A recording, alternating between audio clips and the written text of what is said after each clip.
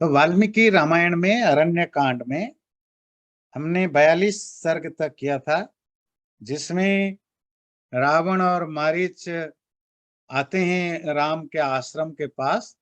और मारीच, जैसे कि रावण के साथ उनकी डील हुई थी, तो वो एक बहुत ही खूबसूरत आर्टिफिशियल हिरण बनके, जो कलरफुल जेम्स मतलब मणि रत्नों से भरा हुआ एक शरीर वाला बन के आता है। और जिसमें गोल्डन स्किन तो है, पर उसमें और भी अलग अलग तरह के मणि या जेम्स हैं। और उसमें चांदी के बीच बीच में धब्बे टाइप का है। तो वो सीता को अट्रैक्ट करने के लिए अपनी करतब दिखाती है। कभी दौड़ता है, कभी भाग कर आता है, कभी झाड़ियों में छुप जाता है। ऐसे करते करते सीता फूल तोड़ चुनने के लिए बाहर निकली हुई थी, और उसने उस हिरण को देख लिया। उसको बहुत आश्चर्य हुआ, चकित हुई, और वो जोर से आवाज दे करके राम और लक्ष्मण को बुलाया। आगे की क्या है वो हम इस 43वां सर्ग में पढ़ेंगे। सातं संप्रेक्ष्य सुश्रेणी कुसुमान्यपचिन्वती हेमराजत वर्णाभ्यां पार्श्वाभ्याम उपशोभितम् प्रहृष्टा चानबद्यांगी मुष्टहाटक वर्णिनी भर्तारमपि चक्रंद लक्ष्मणं चापि च सायुधम्।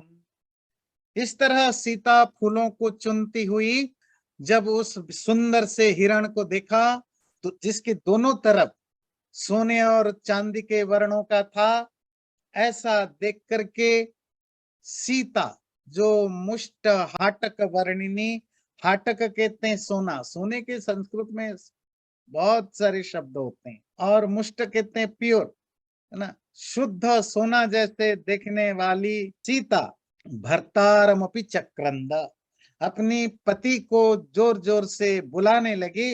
लक्ष्मणम चापि सायुधम, और लक्ष्मण को भी बुलाने लगी, जो हमेशा आयुध वेपन लेकर के खड़ा रहता था। तया हुतौ नरव्याघ्रौ वैदेह्या राम लक्ष्मणौ वीक्षमाणौ तु तौ देशम तदा ददृशतुर्मृगम्। और सीता के द्वारा बुलाए जाने वाले दोनों मनुष्यों में बाघ जैसा, शेर जैसा राम और लक्ष्मण बाहर आकर के दोनों ने उस हिरण को देखा। शंखमानस्तु तं दृष्ट्वा लक्ष्मणो राममब्रवीत् तमेवैनमहं मन्ये मारीचं राक्षसं मृगम्।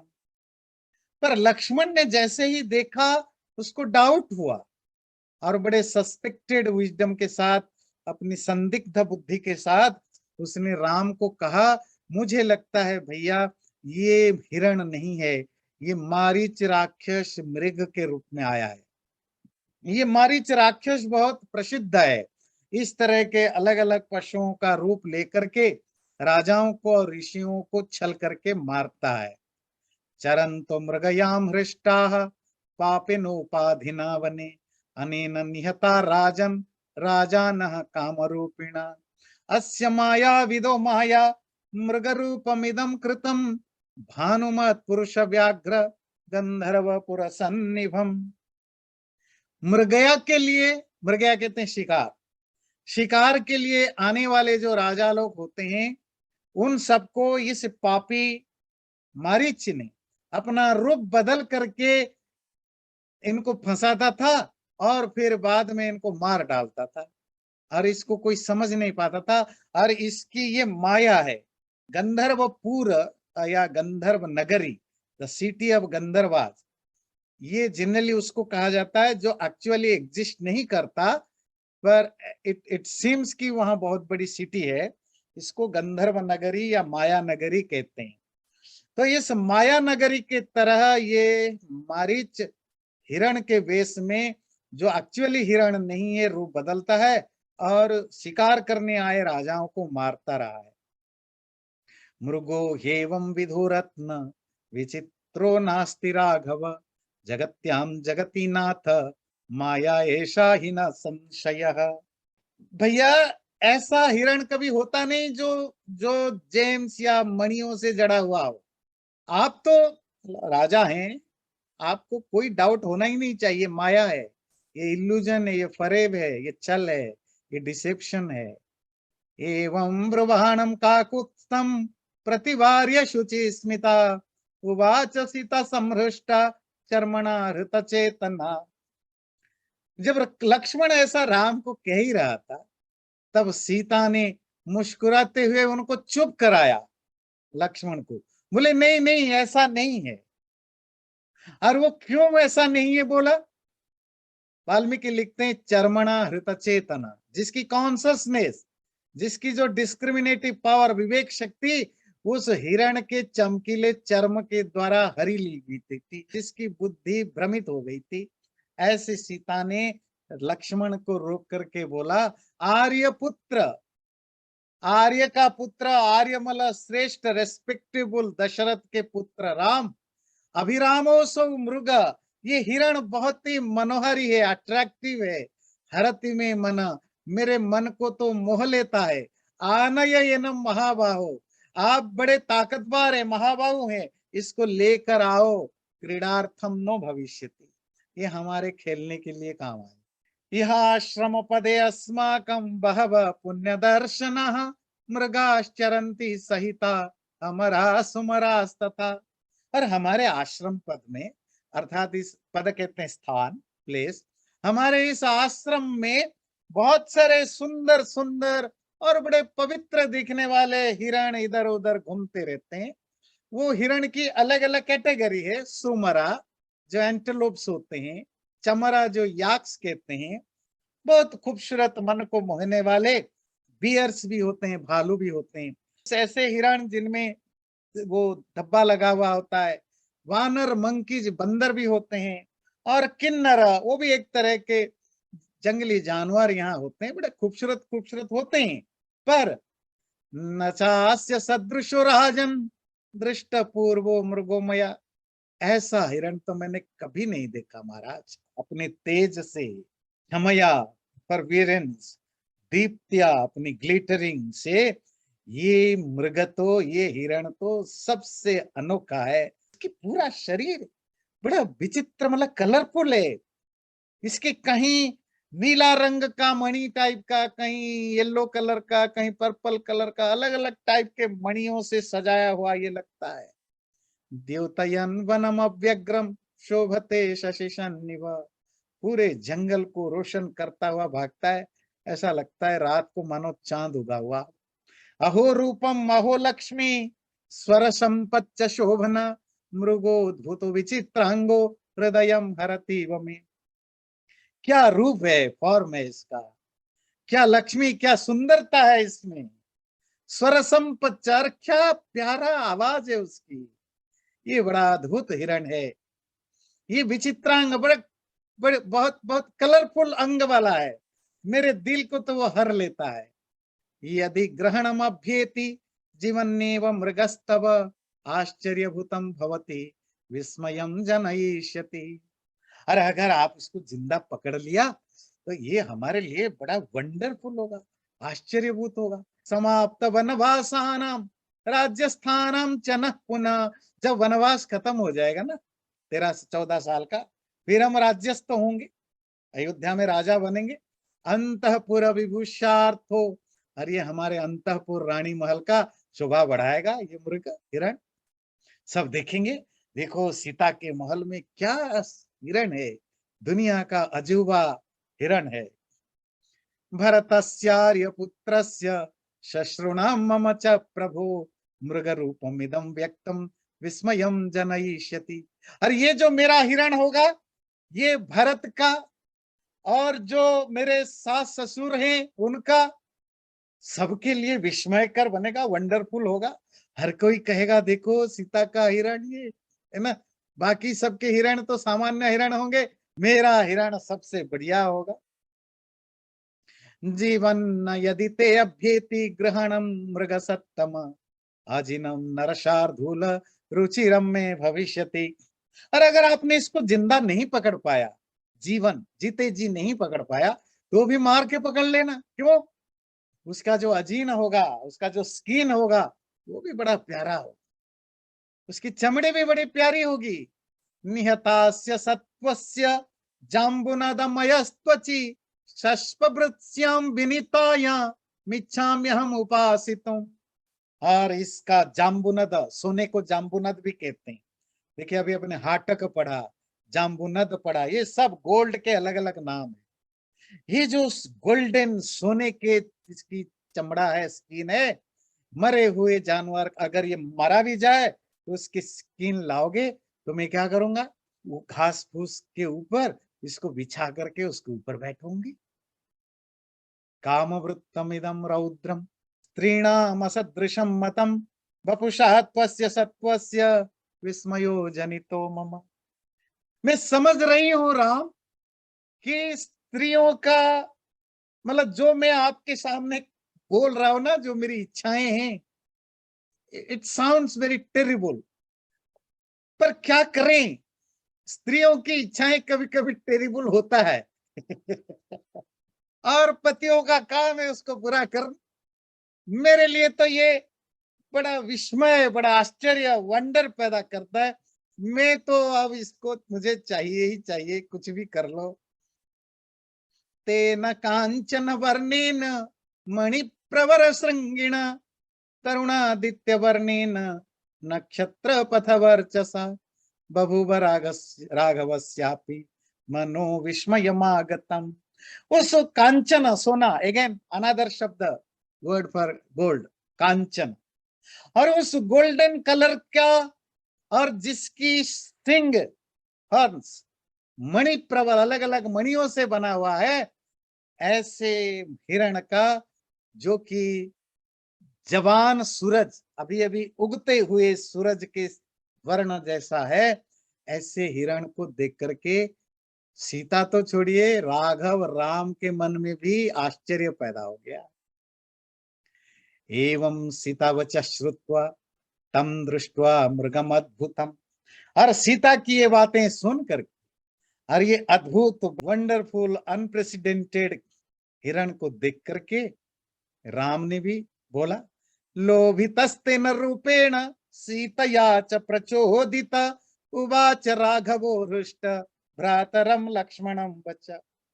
सीता के द्वारा इंस्टिगेटेड, प्रेरित किए जाने पर, और ये प्यारा हिरण को देख करके ललचाए हुए राम ने भी बड़े खुशी होकर के भाई लक्ष्मण से ये बोला, पश्य लक्ष्मण, लक्ष्मण देखो, वैदेह्याः स्पृहां मृगगताम इमाम। देखो वैदेही कितनी बेचैन है, कितनी उसकी इच्छा है, स्पृहा कितनी कितनी प्रबल इच्छा है इस हिरण के बारे में। रूप श्रेष्ठ तया ही ऐसा मृगोद्य न भविष्यति। मैं क्या करूं, ये हिरण इतना सुंदर है, इसकी सुंदरता ही इसकी मौत का कारण बनेगा। नवने नंदनोद्देशे न चैत्र रथ संश्रये कुतः पृथिव्याम सौमित्रे योष्य कश्चित समो मृग। इसके जैसा हिरण न स्वर्ग के नंदन वन में है, न कुबेर के बगीचा चैत्र रथ, न स्वर्ग की जो पार्क है नंदनवन, वहां भी ऐसे हिरण नहीं मिलेगा। धरती पर तो कहां से मिलेगा लक्ष्मण, ऐसा अद्भुत हिरण है। प्रतिलोमा लोमाश्च अनुलोमाश्च रुचिरा रोमराजया। उसकी जो रोम है, जो स्किन हेयर्स हैं, वो हेयर्स भी देखो कितना अजीब है। एक तो लाइन में नेचुरल ऑर्डर में, फिर उधर अपोजिट ऑर्डर डायरेक्शन में भी है, कितना सुंदर दिख रहा है। शोभन्ते मृगमाश्रित्य चित्रा कनक बिंदव। बीच बीच में सोने के डॉट्स जैसा, ड्रॉप जैसा उसकी स्किन में दाग लगे हैं। पश्यास्य जृंभमाणस्य दीप्तामग्नि शिखोपमा जिह्वाम मुखात् निस्सरतिम मेघादिव शतरदाम। और जब देखो हिरण को, जब ये मुंह खोलता है ना और उसकी जीभ बाहर आता है, वो चमकता हुआ जीव दिखाई दे रहा है। ऐसा लग रहा है जैसे बादल में से बिजली चमक रही हो। मसार गल्लर्क मुख शंख मुक्ता निभोदर कस्य नामाभिरूप्योऽसौ न मनो लोभयेन मृग। वो नीलमणि के समान उसका मुंह है, उसका जो बेली है, पेट है, वो शंख और मोती की तरह है। किसका मन ये नहीं हरेगा इसकी सुंदरता। कस्य रूपमिदं दृष्ट्वा जाम्बुनदमय प्रभम नानारत्नमयम दिवम न मनो विस्मयम व्रजेत। किसके मन नहीं विचलित होगा सोने के प्रभा जैसा चमकता हुआ इसके रूप, और इतने नाना रत्न, बहुत सारे तरह के जेम्स या मणियों से बना हुआ इसका जो दिव्य मन को मोह लेने वाले शरीर को देख करके किसका मन विचलित नहीं होगा। और मांस हेतोरपि मृगान विनोदार्थम च धन्वनः घ्नन्ति लक्ष्मण राजानो मृगयाया महावने। और हम हिरण को अगर मार भी दिया, कौन सा बड़ी बात हो जाएगी। लोग तो आते, धनु तीर लेकर के राजा लोग शिकार करने आते, कभी मीट लेने की मीट के लिए शिकार करते हैं, कभी विनोदार्थम स्पोर्ट्स के लिए, है ना। राजा महाराजाओं के लिए शिकार हंटिंग जो है एक तरह की स्पोर्ट है, एंटरटेनिंग है। तो राजा लोग तो वैसे ही जंगल में आते, और खाली इतना नहीं, और शिकार करने के पीछे और भी एक कारण होता है, धनानि व्यवसायेन विचीयन्ते महावने। जंगल में लोग व्यवसाय, मेहनत, लोग मेहनत करके जंगल में धनों को चुनते हैं।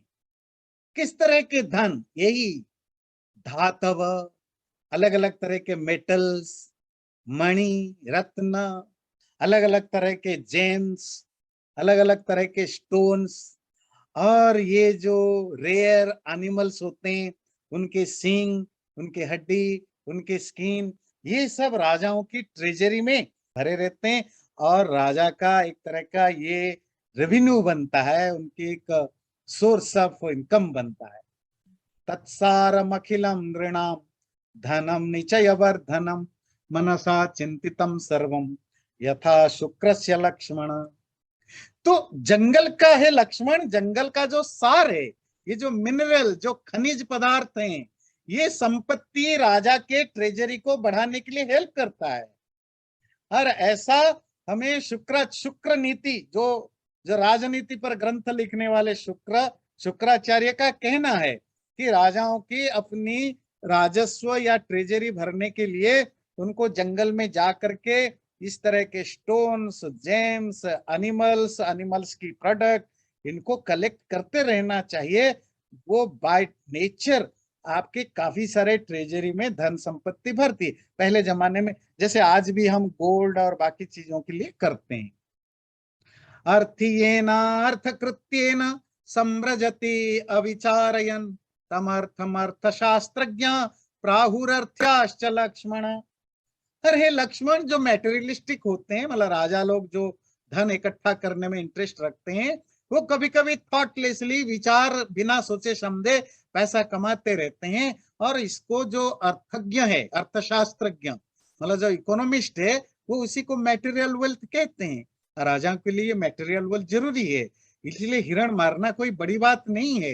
ये तस्य मृगरत्नस्य परार्धे कांचन त्वचि उपवेक्ष्यति वैदेही मया सह सुमध्यम।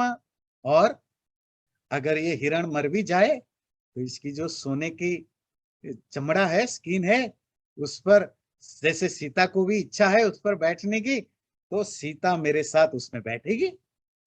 न कादली न प्रियकी न प्रवेणी न चाविकी भवेत एतस्य सदृशि स्पर्शनी नीति में मति। अलग अलग तरह के जानवरों की स्किन तो लिया जाता है। एक चीज ध्यान रखिए, ये सब चीजें आजकल के जमाने में आपको अजीब लग रहा होगा, पर पहले, आजकल सरकारी कोष भरता है बहुत सारे तरीकों से। पहले सरकारी कोष, ट्रेजरी अलग अलग तरीके से भरते थे।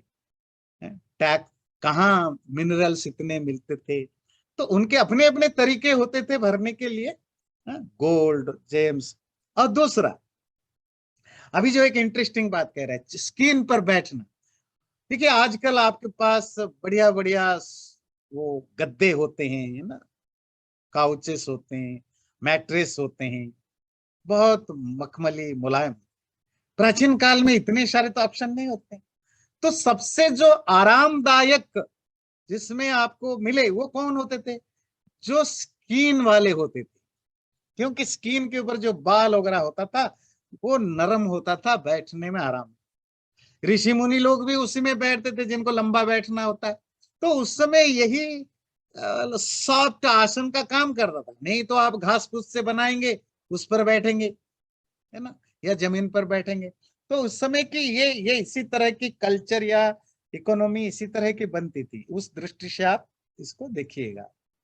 और बहुत तरह के जानवर होंगे, कादली, ब्लैक स्ट्रिप्ड एंटेलोप, ऐसा हिरण जिनमें वो काले, वो कृष्ण मृग जिसको कहते हैं, प्रिय की जो जो गोट्स मतलब बकरी हैं, फिर प्रवेणी जिनके बड़े बड़े बाल होते हैं, हेयरी जो होते हैं, आबी की जो जो भेड़ होते हैं। इस तरह के बहुत सारे एनिमल्स के, जानवरों के स्किन से आसन या वस्त्र, कपड़े बनाए जाते हैं। ऊन, जैसे आजकल ऊन के कपड़े क्या होते हैं, यही भेड़ वगैरह के होते हैं। पर राम का कहना, इस तरह तो हम बनाते रहते हैं, इसी तरह ये गोल्डन हिरण होगा, इसकी गोल्डन स्किन में बैठेंगे। एष चैव मृग श्रीमान यश्च दिव्यो नभश्चर उभावेतो मृगौ दिव्यो तारा मृग मही मृगौ।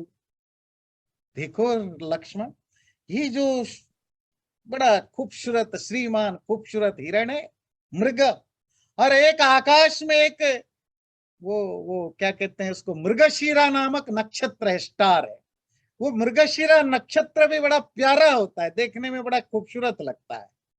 एक तो जमीन पर ये मृग है और एक आकाश में मृगशीरा नक्षत्र है। दोनों ही दिव्य है, दोनों ही अद्भुत है, दोनों ही डिवाइन है। क्या नजारा है। यदि वायम तथा यन्माम भवेत वदसि लक्ष्मण माया एषा राक्षसस्य इति कर्तव्योस्य वधो मया। और लक्ष्मण, अगर तुम्हें लगता है, तुम कहना चाहते हो कि ये एक राक्षस है, माया रूप में हिरण बना, भी कोई बात नहीं, राक्षसों को मारना तो वैसे भी हमारा काम है।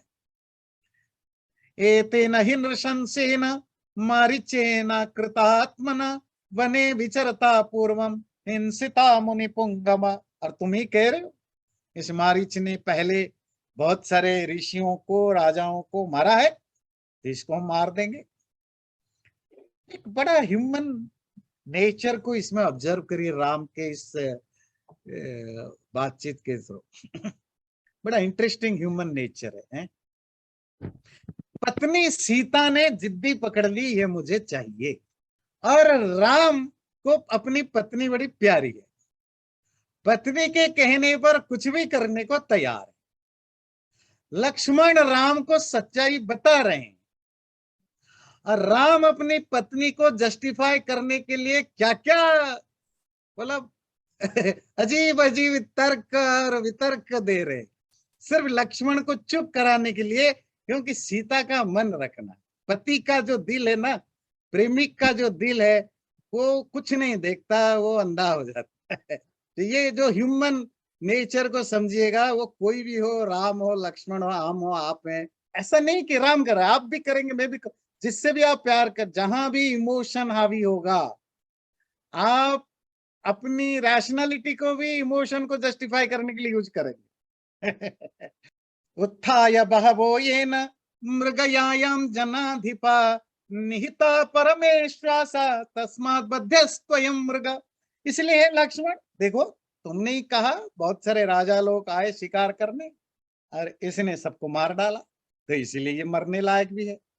पुरस्तात् इह वातापि परिभूय तपस्विना उदरस्थो द्विजान् हन्ति सगर्भो अश्वत्थरीमिव स कदाचित् रालोभादाससाद महामुनिम् अगस्त्यं तेजसा युक्तं भक्षस्तस्य बभूवः। स्टोरी हमने सुना था पहले भी, इससे पहले भी पढ़ा था, तो राम उसी स्टोरी को रिपीट कर रहे कि देखो, अगस्त्य ऋषि ने भी राक्षस को मारा, वातापी को। वो वातापी क्या करता था, छल करके भेड़ बन के या बकरी बन के घूमता था, और उसका जो दूसरा साथी है तो वो ब्राह्मण बन के घूमता था, और उसको मार के उसका मांस पका के लोगों को खिलाता था। और जब लोग खा जाते थे, उसके पेट में से वातापी होता था, तो उसका दोस्त भाई बाहर खड़े होकर के वातापी वातापी चिल्लाता था, वो क्या करता था, वो वातापी जिंदा होकर के उसके पेट फाड़ के निकल आता था, वो बेचारे मर जाते थे तड़प तड़प के। और अगस्त्य ने को जब पता चला कि ये बदमाश हैं, तो उन्होंने एक दिन उनका निमंत्रण स्वीकार कर लिया। गया, वो मांस खा के डकार मार दिया, तो डाइजेस्ट हो गया। तो जब उसका भाई बुलाए, वातापी वातापी, वो बाहर ना निकले, अगस्त्य बोले अब नहीं आएगा। वो छल तुम्हारा काम नहीं करेगा, अब मर गया, खत्म कर दिया, मैंने डाइजेस्ट कर लिया। तो राम कहते हैं अगस्त्य जैसा ऋषि भी छली पापी बदमाश राक्षस को सबक सिखाने के लिए मार सकते, तो हम क्यों नहीं मार सकते। वह असली बात है, सीता के लिए हिरण लाना है, नहीं तो हिरण का चर्म लाना है, पर बाकी लक्ष्मण को उनको समझाना है। इसी तरह मैं भी राइटस धार्मिक व्यक्ति हूं, मैं क्यों नहीं किसी छली राक्षस को ना मारूं। और इसीलिए है लक्ष्मण, यह त्वं भव सन्नद्धो, अब तुम यहीं रुको, खड़े रहो। यंत्रितो रक्ष मैथिली, सीता को यहाँ बचाओ, अपने अस्त्र शस्त्र को ध्यान रख के। अस्याम आयतम अस्माकम यत्कृत्यम रघुनंदन, इसकी रक्षा करना हमारी जिम्मेदारी है, इसीलिए तुम इस ड्यूटी को निभाओ। मैं जा रहा हूं, हिरण को मार करके या जिंदा ला रहा हूं। अहमेनम वधिष्यामि, मैं इसकी हत्या करूंगा। ग्रहिष्यामि अपि वा मृगम, या जिंदा पकड़ूंगा, अगर जिंदा पकड़ में नहीं आया तो हत्या करके लाऊंगा। यावत गच्छामि सौमित्रे मृगमानयितुम द्रुतम, तो मैं अभी जल्दी जल्दी जा रहा हूं इस हिरण को लाने के लिए। सौमित्रे, सुमित्रा का नंदन। पश्य लक्ष्मण वैदेही मृगत्वचिगत स्पृहाम, लक्ष्मण देखो, बुरा नहीं मानना, देखो अपनी भाभी को, देखो उनका मुंह देखो, कैसे वो हिरण के लिए पागल जैसे हो चुकी हैं, कैसा उनका मन बड़ा वो हिरण को पाने के लिए छटपटा रहा है। त्वचा प्रधानया ही ऐसा मृगोद्यन भविष्यति, और क्या करे, ये हिरण है ही ऐसा, उसकी जो त्वचा स्किन है इतना प्यारा है, ऐसे जानवरों को तो मरना पड़ता ही है। अप्रमत्तेन ते भाव्यम आश्रमस्तेन सीतया, पर लक्ष्मण, इस आश्रम में सीता है तो तुम्हें बहुत अप्रमत्त होना पड़ेगा। You have to be very careful ना, विजिलेंट होकर के रहना पड़ेगा। यावत पुरुषतम एकेन सायकेन निहन्यहम् अत्वैव एतच्चर्म चादाय शीघ्रमेष्यामि लक्ष्मण, मैं बस ये गया और आया, हिरण को पकड़ के लाऊंगा, अगर नहीं पकड़ में आया एक ही बाण से उसकी हत्या करूंगा और उसकी चर्म लेकर के मैं जल्दी जल्दी आ जाऊं। प्रदक्षिणेनाति बलेन पक्षिणा जटायुषा बुद्धिमता च लक्ष्मण भवा प्रमत्तः परिगृह्य मैथिलीं प्रतिक्षणम सर्वत एव शंकितः। ध्यान रखना हे लक्ष्मण, बुद्धिमान बहुत इंटेलिजेंट जटायु पक्षी अपने चारों तरफ से मंडराता रहता है, वो मैथिली की प्रोटेक्शन के लिए, सेफ्टी के लिए वो हमारा हेल्प करता रहेगा। पर तुम्हें भी अप्रमत्त होना पड़ेगा, बहुत विजिलेंट और केयरफुल होकर के रहना पड़ेगा, चारों तरफ से अपने नजर रख करके सीता को बचाना पड़ेगा। तथा तु तम समादिश्य भ्रातरम रघुनंदनः बबंधा सिंह तेजा जाम्बुनद मयत्सर, इस तरह भाई लक्ष्मण को आदेश दे करके महातेजस्वी राम ने, असी कहते हैं तलवार, तलवार को अपने बांधा, और वो ऐसा तलवार जो जाम्बुनद, अगेन गोल्ड, सोना, सोने का बना हुआ जो सरु है, सरु कहते हैं जो हैंडल है, जो सोड का जो हैंडल है, उसको बांधा। और ततः त्र्यवनतम चापमादाय आत्मभूषणम, उनके शरीर का एक तरह के ऑर्नामेंट की तरह, आभूषण की तरह उनके पास जो एक धनु था, और धनु कैसा था, जिसमें 3 जगह पर वो बेंड था, और जो कि वो 24 घंटे उनके साथ रहता था आभूषण के समान, उसको उन्होंने लिया। आबद्ध च कलापो, और जो क्यूवर होता है, कलाप मतलब जिसमें आप बाण वगैरह रखते हैं, इस तरह 2 कलाप, 2 क्यूवर को दोनों साइड में बांधा, शक्ति के साथ वो चल पड़े। और राम को ऐसा अस्त्र शस्त्रों से सज्जित होकर आते हुए देख करके घबराया हुआ वो हिरण भागने लगा, और राम भी जिसके शरीर में तलवार बंधा हुआ था और धनु को लेकर के वो उसके पीछे पीछे भागने लगे। तम स्म पश्यति रूपेण द्योतमानमिवाग्रतः अवेक्ष्य अवेक्ष्य धावंतम धनुष्पाणिर महावने। और राम उसके रूप को देखते देखते आगे आगे वो दौड़ रहा है, उसके पीछे पीछे दौड़ रहे हैं धनु और बाण लेकर के। अतिवृत्तम ईशो पातात लोभयानम कदाचन शंकितम तु समुद्भ्रांत मुत्पतंतम इवांबरे। और कभी कभी वो ईशु बाण के डर के मारे कहीं राम बाण चला न दले, इस डर के मारे वो उछल उछल के जाता था और इतना लंबा लंबा उछल उछाल करता था जिससे कि अगर राम बाण मारे ना वो बाण मिस हो जाए। वो कभी कभी दिखाई देता था, कभी कभी अदृश्यम, कभी कभी इनविजिबल हो जाता था और जंगलों में इधर उधर वो भटकता रहता था। छिन्ना ब्रहीरिव संवितम शारदम चंद्रमंडलम। बिल्कुल वैसे जैसे ऑटम सीजन में आजकल के अगर आकाश को आप देखेंगे छिन्नाभ्र ज्यादा दिखते हैं। अभ्र समझते हैं क्लाउड, बादल। छिन्ना कहते हैं टूटे हुए बादल, छोटे छोटे बादल, पीस पीस में टुकड़े टुकड़े बादल बहुत होते हैं। तो चांद क्या होता है, एक टुकड़ा सा बादल आता है, थोड़ी देर के लिए चांद को ढक लेता है, 2-4 मिनट के बाद फिर चांद दिखाई दे देता है, फिर 2-4 मिनट के बाद और एक बादल ढक लेता है। ये ऑटम सीजन में इस तरह का चांद का लुका छिपी खेल चलता है बादलों के साथ। तो वाल्मीकि कहते हैं बिल्कुल वैसा ही वो हिरण कभी दिखाई देता था, कभी छुप जाता था। बिल्कुल वैसे ही जैसे शरद की ऑटम सीजन में रात को बादलों के बीच में कभी चांद छुप जाए और कभी दिखाई देने लग जाए। मुहूर्त दुरात प्रकाशते। कभी कभी एक मुहूर्त, एक क्षण, एक मोमेंट के लिए बिल्कुल पास प्रकट हो जाता था, दिखाई देता था और अगले मोमेंट में वो कहीं दूर भाग जाता था। दर्शना दर्शनादेवम सोपाकर्षत राभगवम। इस तरह visibility and invisibility, appearing and disappearing, कभी दिखाई दे कभी ना दे, इस तरह का खेल खेलते खेलते उसने राघव को बहुत दूर तक अपकर्षण कर लिया, खींच लिया, मतलब दूर तक ले गया। इस तरह मारीच ने राम को अपने आश्रम से बहुत दूर तक ले गया।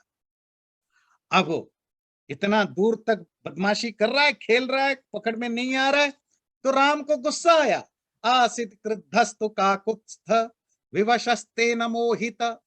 मजबूर हो गए, टायर्ड हो गए, थक गए इसके पकड़ते ढूंढते ढूंढते, तो उनको बड़ा गुस्सा आया। अथावतस्ते संभ्रांत चायमाश्रित्य शाद्वले। वहां घास फूस के एक जगह पर जो छाया देख करके वहां थोड़ी देर के लिए अवतस्थे, थके हारे होकर के थोड़ी देर के लिए उन्होंने विश्राम किया, वेट, विश्राम तो नहीं, वेट किया, प्रतीक्षा किया। सतम उन्मादयामास मृग रूपो निशाचर मृगे परिवृतो वन्य रधुरात प्रत्यदृश्यता। और हिरण राम को एक्साइटमेंट पैदा करता जा रहा है और दूर जाकर के बाकी हिरणों के बीच में घुस करके, रियल हिरणों के बीच में घुस करके दूर से राम को देख रहा है कहां पर है। ग्रहीतु कामम दृष्ट्वैवं पुनरेव अभ्यधावत। राम उसको नजर रख रहे हैं पकड़ने के लिए, देख करके फिर दौड़ा। तत्क्षणादेव संत्रास्तात् पुनरंतरहितो भवत्। और एक ही मोमेंट में डर के मारे फिर गायब हो गया। पुनरेव ततो दूरात् वृक्षशंडात् विनिश्रुतम् दृष्ट्वा रामो महातेजा स्तम हंतुम कृत निश्चय। इस तरह दूर से पेड़ और झाड़ियों के बीच से दोबारा जब वो मारीच हिरण दिखाई देने लगा, अब राम की जो जो धैर्य है वो जवाब दे गया। उन्होंने अब फाइनल कर दिया कि इसको जिंदा पकड़ना मुश्किल है, तो कृतनिश्चय, उन्होंने ये निश्चय कर लिया, डिटरमाइंड हो गए कि इसकी तो मारना पड़ेगा। भूयस्तु शरम उद्धृत्य कुपितस्तत्र राघवः। तब गुस्से गुस्से राम ने अपने बाण को ठीक से लगाया। सूर्य रश्मि प्रतिकाशम ज्वलंतम अरिमर्दन। शत्रुओं को कुचलने वाले राम ने जैसे सूर्य की रश्मि बड़ा शाइनिंग करता है, वैसे शाइनिंग अपने बाणों को निकाल करके संधाय सुदृढ़ चापे, अपने उस मजबूत चाप कहते हैं धनु, उस बाण पर पे संधान किया, उसको उसको वहां लगाया। विकृष्य बलवत बलि, और जोर से खींचा। तमेव मृगम उद्देश्य शशंतमिव पन्नगम। और उस हिरण को लक्ष्य बना करके जैसे कोई जहरीला सांप जोर से फन उठा करके फू फू करता है, इसी तरह उस बाण को उन्होंने उस सांप के फुकार के समान मुमोच त्याग। शरीरम मृगरूपस्य विनिर्भिद्य शरोत्तम मारीचस्येव हृदयम विभेद आशनी सन्निव।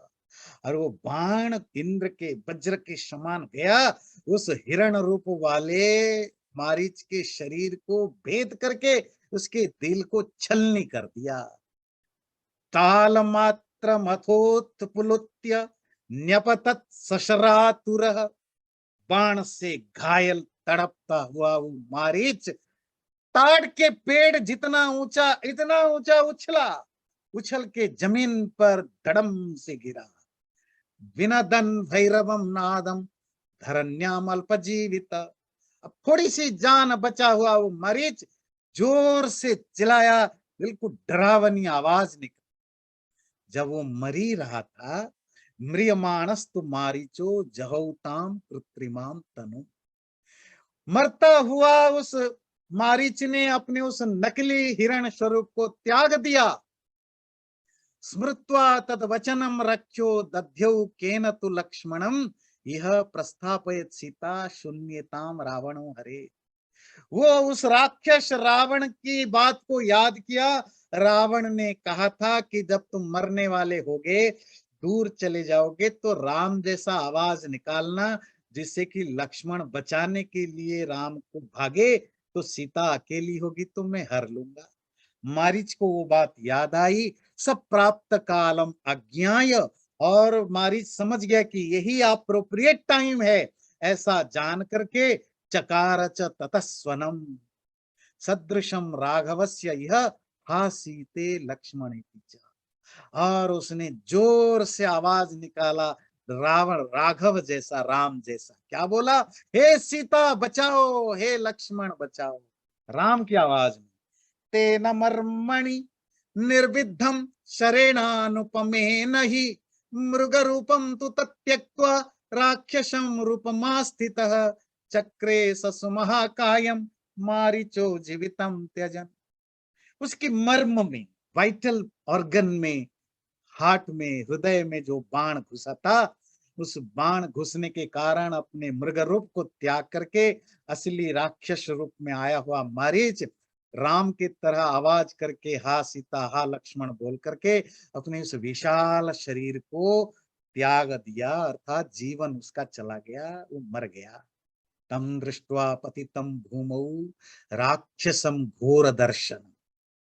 उस विशाल बड़ा सा भयानक दिखने वाले जमीन पर गिरे हुए इस राक्षस को देख करके, और राक्षस कैसा है? रुधिर सिक्तांगम, उसका पूरा शरीर खून से लथपथ है। तरह के मारीच को देख करके राम जगाम मनसा सीताम लक्ष्मणस्य वचस्मरम। लक्ष्मण की बात को याद करते करते उनके मन में सीता का ख्याल आया। लक्ष्मण की बात याद करके सीता का ख्याल क्या आया? लक्ष्मण ने बोला था, ये छली है, ये छल करने आया है, कोई उद्देश्य होगा। जब मारीच ने हा सीता हा लक्ष्मण बोला, राम को अब एहसास हुआ कि कुछ बहुत बड़ा अनिष्ट मैंने कर दिया है। लक्ष्मण ने मुझे बोला, मैंने माना नहीं, ये कहीं ऐसा ना हो कि लक्ष्मण सचमुच भाग कर आए, पीछे कोई कंस्पिरेसी ना हो। तो राम के दिल में, इसके ये तो पता तो नहीं था। तो एक होता है ना, जब कोई आपत्त आता है तो आपके दिल घबराहट में भर जाता है। मारीचस्य तु माया ऐसा पूर्वोक्तम लक्ष्मणे न तु।